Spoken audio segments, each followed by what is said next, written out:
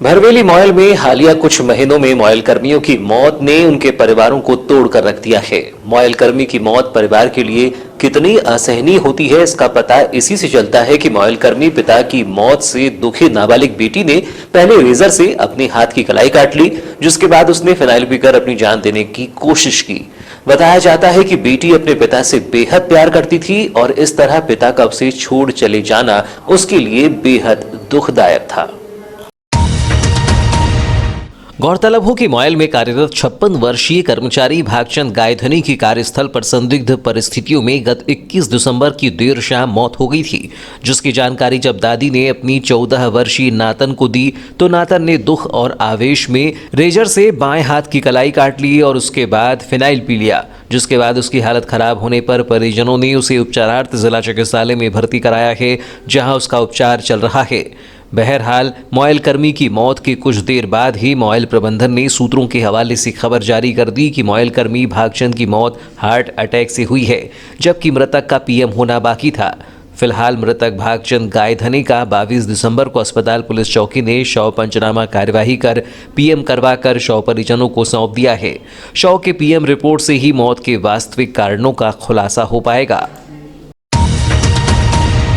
शहर के जवाहर नवोदय विद्यालय के कर्मचारियों के लिए बने एक आवास में अज्ञात कारणों से आग लग जाने से करीब 7 लाख रुपए की गृहस्थी का सामान जलकर खाक हो गया है। घटना बुधवार 22 दिसंबर के दोपहर करीब 12 बजे की है। घटना के वक्त कर्मचारी के घर में ताला लगा हुआ था और विद्यालय के भोजन कक्ष में मेस सहायक के पद पर पदस्थ मेस सहायक श्रीचंद आहाके मेस में कार्य कर रहे थे, जबकि उनके दोनों बच्चे स्कूल गए थे। बताया जाता है कि उक्त कर्मचारी के घर ये आगजनी की तीसरी घटना है। इस घटना के बाद पीड़ित परिवार पूरी तरह से टूट गया है, वहीं उनकी घर गृहस्थी का पूरा सामान जलकर खाक हो गया। घटना के प्रत्यक्षदर्शी नवोदय विद्यालय के शिक्षक गौरीशंकर पारधी ने बताया कि जब वे विद्यालय से दोपहर करीब 12 बजे अपने आवास लौट रही थी, तब अचानक घर से उठ रही आग की ऊंची लपटों की ओर ध्यान गया। जब उन्होंने पास जाकर देखा तो मेस सहायक श्रीचंद आहाके के मकान में आग लगी हुई थी, जिसकी सूचना उन्होंने तत्काल ही फोन से प्राचार्य पूनम शर्मा को दी और परिसर में रहने वाले अन्य कर्मचारियों को घटना की सूचना आवाज लगाकर दी, जिसके बाद विद्यालय के सभी कर्मचारी एवं उनके परिवार ने हैंडपंप के माध्यम से पानी लाकर आग बुझाने का प्रयास किया, लेकिन विकराल रूप ले चुकी आग पर काबू पाने का ये प्रयास नाकाफी था। करीब 12 बजे जब मैं स्कूल से दूर आ रहा था, मैंने दूर से देखा कि आग की जो लपटें बहुत ऊंची जा रही थी। मैं तुरंत खबर की देखा तो आग पूरी तरह तक लग चुकी थी। सर, घटना के समय घर में कौन मौजूद था? उस टाइम पर ताला बंद था घर में। जब मैं पास में आकर देखा तो जो मकान मालिक है आके जी तो जस्ट पहुँचे थे, वो खड़े थे। सर, कितना नुकसान होगा का अंदाज? लगभग कुछ नहीं बचा है। अब ये मान लो कि जो जिंदगी भर की कमाई रही थी वो सारी जल चुकी है। जानकारी के अनुसार लगभग 3 माह पूर्व ही मेस कर्मचारी श्रीचंद आहाके ने एक पैशन प्रो बाइक ली थी, वो भी पूरी तरह जलकर खाक हो गई। आगजनी के समय बाइक क्वार्टर के बाजू में रखी हुई थी, जो विकराल रूप ले चुकी आग ने भी उसे अपनी चपेट में ले लिया और बाइक पूरी तरह जलकर खाक हो गई। आगजनी की घटना की सूचना मिलने पर मौके पर पहुंची फायर अमले की टीम ने आग बुझाने का कार्य प्रारंभ किया और करीब 45 मिनट के अथक प्रयास के बाद आग पर काबू पाया जा सका, लेकिन तब तक पूरा गृहस्थी का सामान, अनाज, गहने, नकदी, साइकिल सहित 3 माह पूर्व ही खरीदी गई 1 लाख रुपये मूल्य की बाइक भी जलकर खाक हो गई। पीड़ित परिवार ने बताया कि इस घटना में उन्हें करीब 7 लाख रुपये का नुकसान उठाना पड़ा है। विद्यालय के कर्मचारी गिरिया ने बताया कि श्रीचंद आहाके के इस निवास में 2 मरतबा पूर्व में भी आगजनी की घटना हो चुकी है। बीते अप्रैल माह में भी जब लॉकडाउन लगा हुआ था, उस दौरान भी इनके मकान में आग लग गई थी, जिसे ताला तोड़ उस दौरान भी उन्होंने और विद्यालय परिसर में रह रहे कुछ कर्मचारियों और उनके परिजनों द्वारा आग बुझाई गई थी। उस दौरान भी इस परिवार को काफी नुकसान उठाना पड़ा था, लेकिन इस बार की आगजनी इतनी विकराल थी कि आहाके परिवार की पूरी गृहस्थी ही उजड़ गई। मेस सहायक श्रीचंद आहाके के मकान में हो रही लगातार आगजनी की घटना लोगों के लिए पहेली बनी हुई है। पूर्व में भी 2 बार लगी आग की पहेली अभी तक सुलझ भी नहीं पाई थी और तीसरी बार फिर आज आग लग गई। बताते हैं कि पूर्व में भी 2 बार जब आग लगी थी, उस दौरान भी घर में ताला लगा हुआ था और घर के भीतरी हिस्से में आग लगी हुई थी, और आज फिर आग लगी, इस दौरान भी घर में ताला लगा हुआ था। 22 दिसंबर को सर्किट हाउस बालाघाट में supreme court committee on road safety के चेयरमैन न्यायाधीश अभय मनोहर सप्रे की अध्यक्षता में सड़क सुरक्षा से संबंधित बैठक आयोजित की गई। बैठक में collector doctor Girish Kumar Mishra, police अधीक्षक अभिषेक तिवारी, उप परिवहन आयुक्त सुनील शुक्ला सहित अन्य प्रशासनिक अधिकारी व नेशनल हाईवे के अधिकारी उपस्थित थे। बैठक में चेयरमैन अभय मनोहर सप्रे ने सड़क सुरक्षा के संबंध में संबंधित अधिकारियों को विस्तृत दिशा निर्देश दिए। उन्होंने कहा कि सड़क दुर्घटनाओं में मृत्यु के मामले में भारत पूरे विश्व में प्रथम स्थान पर है।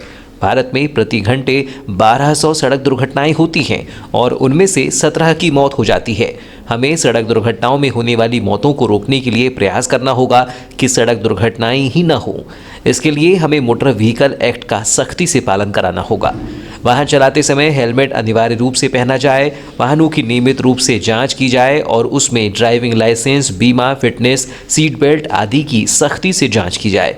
शराब पीकर किसी को भी वाहन न चलाने दे, क्योंकि ऐसा व्यक्ति अपने साथ ही साथ अन्य लोगों के लिए भी जान का खतरा होता है। चेयरमैन सप्रे ने कहा कि सड़क दुर्घटनाओं को रोकने के लिए हमें मानवीय दृष्टिकोण रखने के साथ ही ईमानदारी से काम करने की जरूरत है। सड़क दुर्घटना हर किसी के साथ हो सकती है। जिसके साथ ऐसी घटनाएं होती हैं वही इसका दुख समझ सकता है।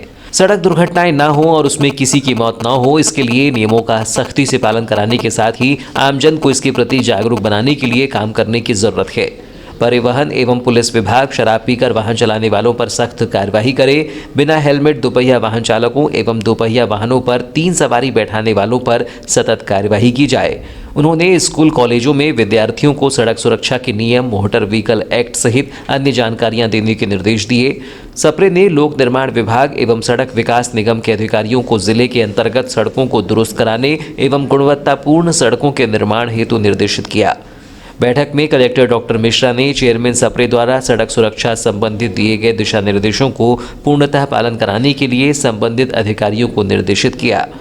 पुलिस अधीक्षक तिवारी ने बैठक में दिए गए निर्देशों पर कार्यवाही के लिए संबंधित पुलिस अधिकारियों को निर्देशित किया।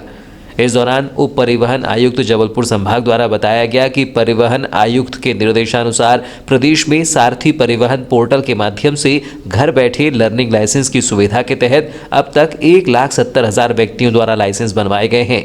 वहीं दूसरी ओर जिलों के औद्योगिक प्रशिक्षण संस्थानों में महिलाओं को वाहन चालन का प्रशिक्षण भी दिया जा रहा है।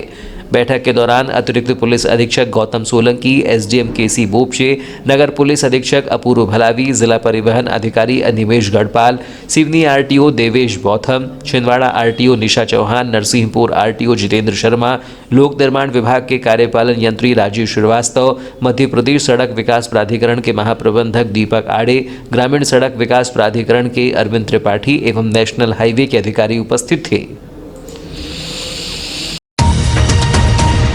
पंचायत चुनाव में ओबीसी आरक्षण को खत्म कर उसे सामान्य करने के माननीय सुप्रीम कोर्ट के निर्णय और उसके बाद चुनाव आयोग के ओबीसी आरक्षित सीटों को छोड़कर तय समय सीमा में चुनाव कराए जाने के फैसले का विरोध अब बयानों के बाद सड़कों पर उतर आया है।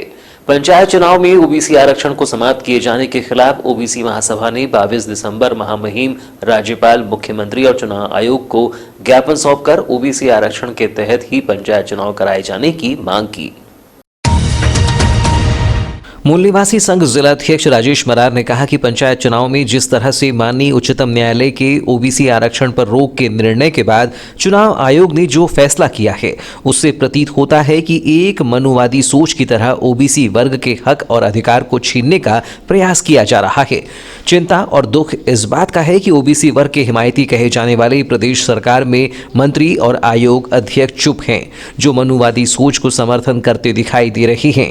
आज ओबीसी का अधिकार छीन गया है, कल अनुसूचित जाति जनजाति का अधिकार छीना जाएगा।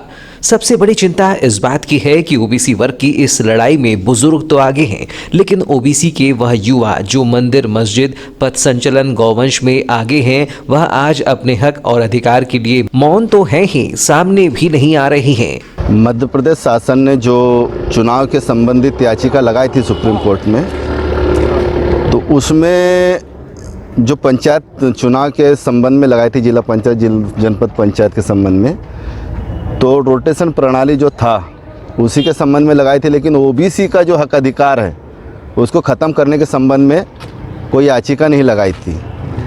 लेकिन सुप्रीम कोर्ट में बैठा हुआ जज जो है वो सीधे सीधे साफ जाहिर होता है कि वो मनुवादी सोच का है, वो आरएसएस सोच का है, वो सामंतशाही सोच का है, जिसने फैसला भी नहीं दिया, न्याय भी नहीं किया, सिर्फ आदेश पारित कर दिया कि ओबीसी का जो भी आरक्षण है चुनाव से संबंधित वो खारिज किया जाए और उसको सामान्य से चुनाव करा दिया जाए।